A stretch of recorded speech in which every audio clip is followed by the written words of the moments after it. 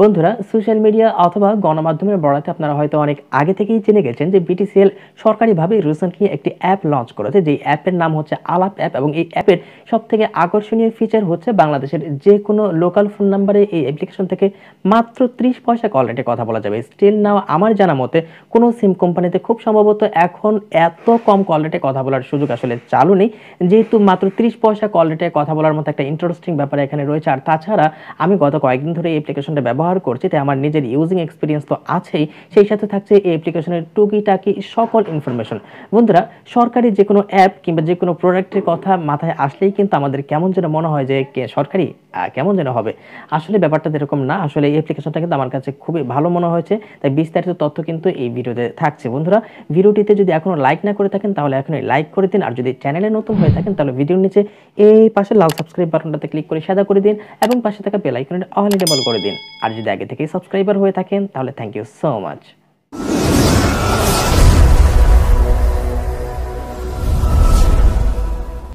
বন্ধুরা, শুরুতে আমি অ্যাপ্লিকেশনটি আপনাদের সামনে ওপেন করে দেখাচ্ছি। তো এই অ্যাপ্লিকেশনটা ওপেন করার পর আমার কাছে সব থেকে বেশি ইন্টারেস্টিং মনে হয়েছে যে ব্যাপারটি, সেটি হচ্ছে এই অ্যাপ্লিকেশনের সিম্পল লুক। এমন কোনো মানুষ যারা কিনা টেকনোলজি সম্পর্কে খুব একটা এক্সপার্ট না, তারাও যদি এই অ্যাপ্লিকেশনটি ব্যবহার করতে চায়, আমার কাছে মনে হয়েছে তারা খুব বুঝে শুনে এবং ভালোভাবেই চালাতে পারবে, এবং এতটাই সিম্পল এই অ্যাপ্লিকেশনের ফাংশনগুলো।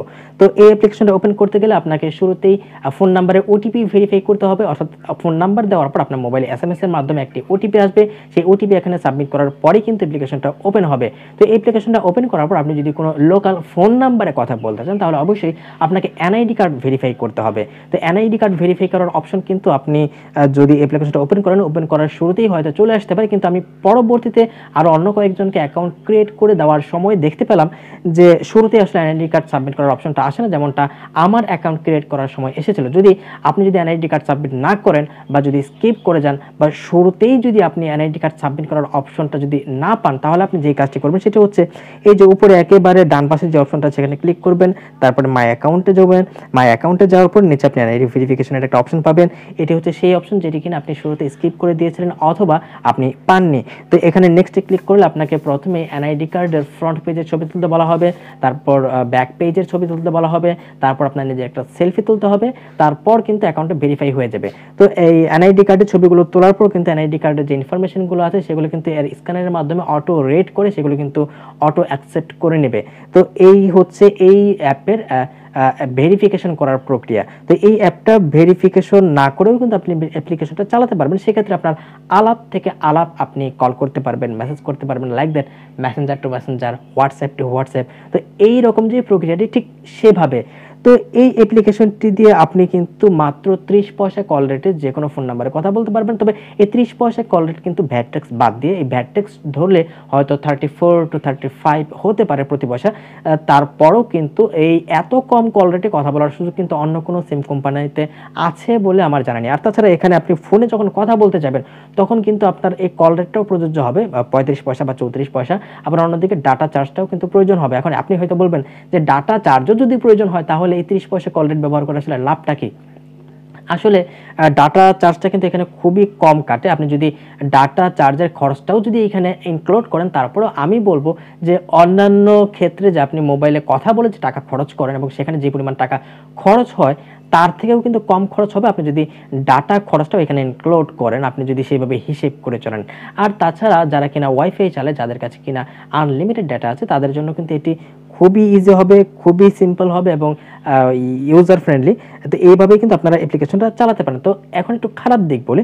তো খারাপ দিক বলতে আসলে আমি তেমন কিছু পাইনি। তো অ্যাপ্লিকেশনটা যখন আমি এনআইডি ভেরিফিকেশন করতে গিয়েছিলাম তখন আমি দেখেছি যে অনেক পুরাতন এনআইডি কার্ড যেগুলো আছে, যেগুলো কিনা লেখার ফন্ট এতটা ভালোভাবে ক্লিয়ার না কিংবা ক্যামেরার কোয়ালিটি খুব একটা ভালো না, তো এমন কোনো ক্যামেরা দিয়ে আপনি যখন স্ক্যান করতে যাবেন তখন স্বাভাবিকভাবেই কিন্তু সেই এনআইডি কার্ডের ডাটাগুলো সহজে কালেক্ট করতে পারে না, অনেক ভুলভাল তথ্য আসলে চলে আসে। সেক্ষেত্রে সেখানে ম্যানুয়ালি ইনপুট করে দেওয়ার বা সংশোধন করে দেওয়ার অপশন কিন্তু আসলে এখানে আসে না। আমার মনে হয় আসলে এমনটা করা উচিত ছিল যে এনআইডি কার্ড যদি সরাসরি রিড করতে না পারে তাহলে ম্যানুয়ালি যেন সেগুলো ইনপুট করে দেওয়া যায় বা কোনো ভুল ইনফরমেশন আসলে সেটি যেন এখানে এডিট করে দেওয়া যায়। আসলে এমন কোনো অপশন কিন্তু এখানে দেওয়া হয়নি। এরপরে যে নেগেটিভ 2 নাম্বার বিষয়টা সেটি হচ্ছে আমি দেখেছি যে রাত্রি 1টা-2টার দিকে যখন আমি কল করতে গিয়েছি তখন এখানে কিন্তু আসলে কল মাঝে মধ্যে ক্র্যাশ করে যায় বা কল ড্রপ করে, এরকম অপশন খুব বেশি না, মানে মাঝে মধ্যে হয় আর কি। হয়তো আমার মনে হয় এটি যেহেতু নতুন এসেছে পরবর্তী আপডেটে এটা হয়তো ঠিক করে ফেলবে। আর আরেকটি যে নেগেটিভ ব্যাপার দেখলাম সেটি হচ্ছে একটা এনআইডি কার্ড দিয়ে আমি 3টে অ্যাকাউন্ট ভেরিফাই করেছি, কিন্তু আসলে এটা লজিক্যালি মনে হচ্ছে না আমার কাছে। একটা এনআইডি কার্ড দিয়ে একটা অ্যাকাউন্ট চলাটাই আমার কাছে আসলে সবথেকে বেশি লজিক্যাল মনে হয়। পরবর্তীতে হয়তো তারা এটাও আপডেটে আনতে পারে যে একটা এনআইডি কার্ড দিয়ে একটা অ্যাকাউন্ট ভেরিফাইয়ের ব্যাপারটা। তো এই ছিল এই আলাপ অ্যাপের বিস্তারিত। তো আপনারা আর কোন কোন বিষয়ে জানতে চান সেটা অবশ্যই কমেন্টে জানাবেন। আর আমাকে সরাসরি যে কোনো প্রশ্ন জিজ্ঞেস করে সাথে সাথে উত্তর পেতে চাইলে ডেসক্রিপশনে কিন্তু আমাদের ফেসবুক গ্রুপের লিঙ্ক দেওয়া আছে, সেখানে গিয়ে আপনাদের প্রশ্নটা পোস্ট করতে পারেন। আপনি কিন্তু কমেন্টের সাথে সাথে আমার উত্তর পেয়ে যাবেন। আর যারা টেলিগ্রাম ব্যবহার করেন তারা অবশ্যই আমাদের সাথে টেলিগ্রাম চ্যানেলে কানেক্টেড হয়ে যাবেন। আমরা কিন্তু টেলিগ্রাম চ্যানেলের মাধ্যমে বর্তমানে আমাদের চ্যানেলের কার্যক্রম পুরোদমে চালিয়ে যাচ্ছি। তো বন্ধুরা, আর কোন কোন বিষয়ে কনফিউশন আছে, বাকি কনফিউশনগুলো আমি পরবর্তীতে আপনাদের ফেসবুক গ্রুপে অথবা কমেন্টে ক্লিয়ার করব। তো পরবর্তী ভিডিও দেখার আমন্ত্রণ জানিয়ে আজকে এখানে শেষ করছি। ধন্যবাদ।